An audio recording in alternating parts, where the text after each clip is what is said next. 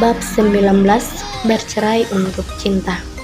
Setelah Miranda selesai berteleponan dengan ibu mertuanya, ia berbalik untuk kembali melanjutkan pekerjaan bersih-bersih rumahnya.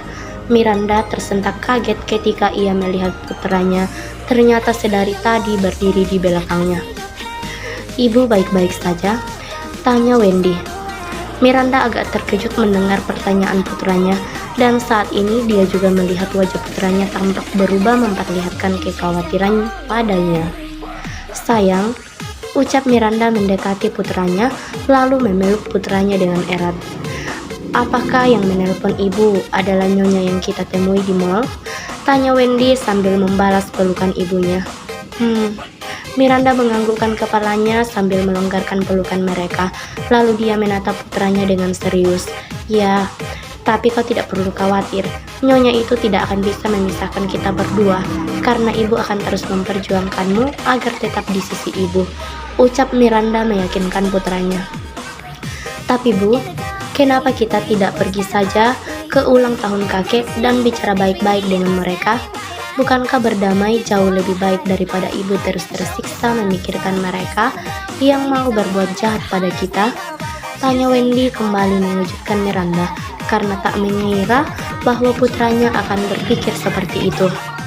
"Itu ibu akan memikirkannya.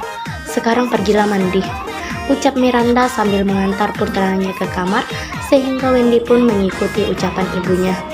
Begitu Wendy telah memasuki kamar mandi, maka Miranda duduk di dalam kamar putranya sambil menatap ke arah pintu kamar mandi. "Putraku sayang, kau tidak tahu bagaimana mengerikannya keluarga mereka, apalagi kau adalah cucu satu-satunya mereka. Jadi ibu yakin mereka akan melakukan segala cara untuk merebutmu dari ibu, dan ibu tidak mau kalau kita sampai berpisah," ucap Miranda yang kini bingung harus berbuat apa, karena dia melihat putranya sangat merindukan sosok kakek dan nenek serta keluarga besar mereka. Bahkan Miranda juga bisa melihat bahwa pria kecil itu sangat ingin bertemu lagi dengan ayahnya. "Aku akan membujuknya pelan-pelan," kata Miranda sebelum perempuan itu keluar dari kamar dan pergi menyiapkan makan malam untuk mereka. Ketika Miranda sedang memasak, tiba-tiba saja ponsel Miranda berdering, memperlihatkan panggilan telepon dari temannya yang sudah lama tidak bertemu dengannya karena berpisah negara. "Halo Sarah," ucap Miranda pada perempuan di seberang telepon. "Hei Miranda, kebetulan hari ini aku ada waktu luang. Bagaimana kalau kita bertemu untuk makan malam bersama?" tanya perempuan dari seberang telepon sebelum Miranda menatap ke bahan-bahan makanan yang telah disiapkan untuk dimasak.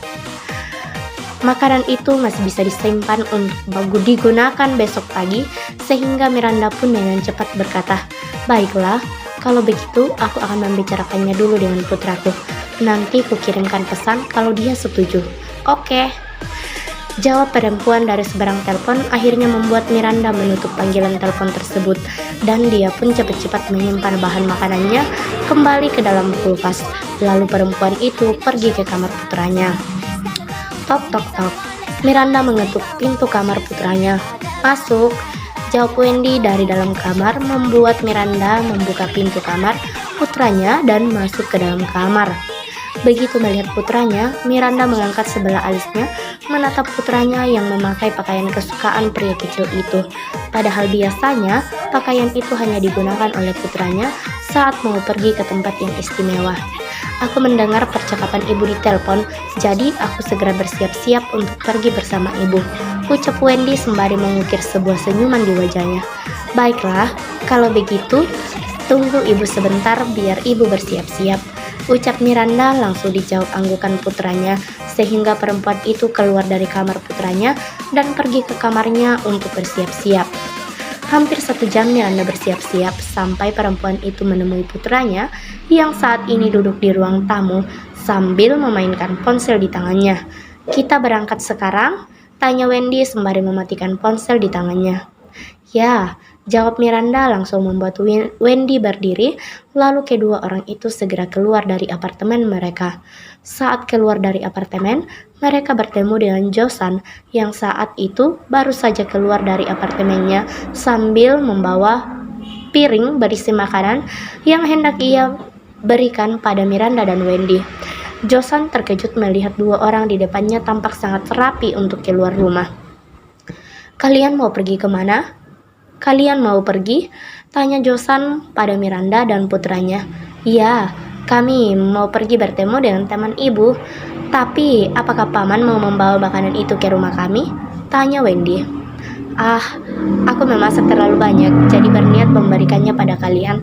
Tapi kalau kalian mau keluar rumah, aku akan biar kusimpan dulu," ucap Wendy menyela ucapan Josan sembari mendekati Josan dan mengambil makanan dari tangan Josan.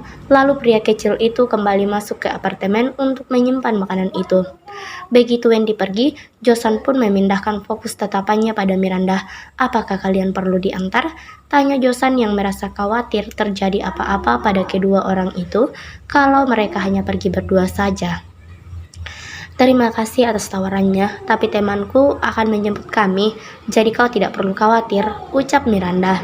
Josan menganggukkan kepalanya dan saat ini dia sangat ingin bertanya tentang jenis kelamin teman Miranda yang akan pergi bersama mereka.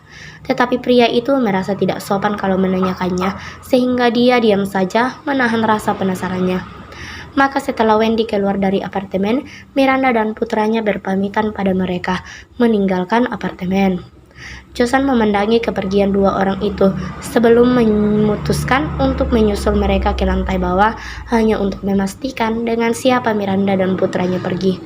Begitu melihat orang yang datang menjemput Miranda adalah perempuan, maka pria itu bernapas lega sehingga dia kembali ke kamarnya. Sementara Miranda dan putranya yang kini duduk di dalam mobil, keduanya memasang sabuk pengaman sebelum Miranda menatap Sarah. "Terima kasih sudah menjawab, Kak. Terima kasih sudah menjemput kami," ucap Miranda.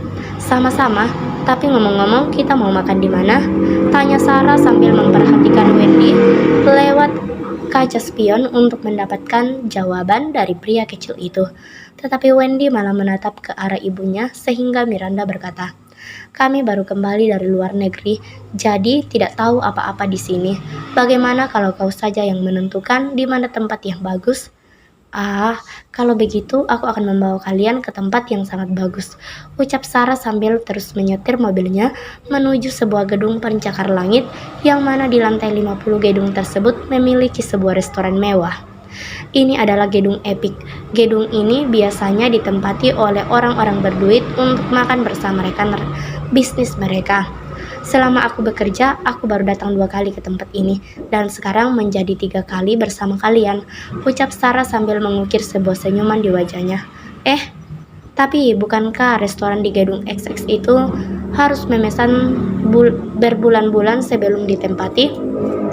tanya Miranda yang jelas tahu bahwa restoran XX tak bisa sembarang dimasuki, kecuali pelanggan VIP mereka. Maka orang-orang harus melakukan reservasi berbulan-bulan sebelumnya agar bisa makan di tempat itu. "Jangan khawatir, aku mendapat kartu VIP dari bosku karena aku baru saja memenangkan sebuah proyek besar. Aku bisa makan 2 kali di sini secara gratis," ucap Sarah sambil menunjukkan kartu VIP di tangannya sehingga membuat Miranda mengangguk pelan.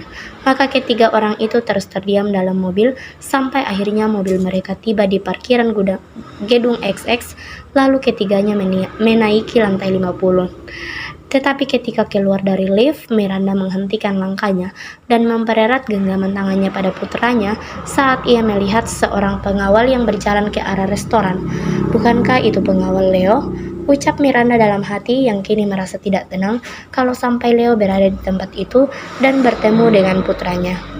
Jangan lupa subscribe dan mohon maaf untuk banyaknya kesalahan ketik pada novel ini karena author membuatnya dengan terburu-buru. Terima kasih untuk semua dukungannya.